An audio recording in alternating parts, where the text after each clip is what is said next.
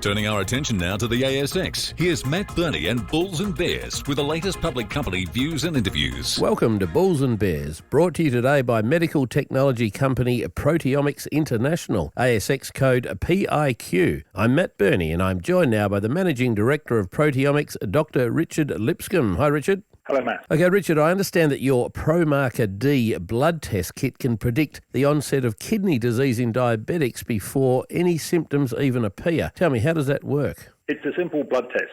We're able to identify the onset of diabetic kidney disease in patients with diabetes before they have any other clinical symptoms.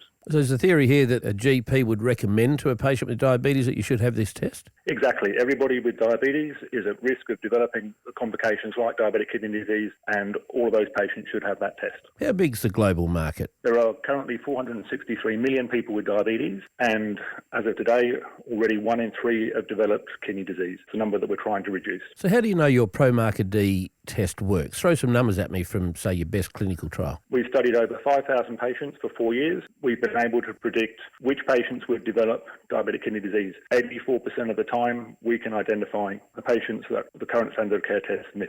Okay, so you've just appointed a distributor for ProMarker D in the UK by the name of Apicor Limited. What do they do and what do they bring to the table for you? They're a specialist distributor for these novel go-to-market tests. They've got over 25 years' experience in bringing products like this to the market, and they're extremely well connected to UK professional healthcare bodies and to government. What's the business model? How are you going to make money out of it? We're going to make money by getting a royalty on every test sold. So the laboratory will run the test and Proteomics International will get approximately a 10% royalty on each and every test.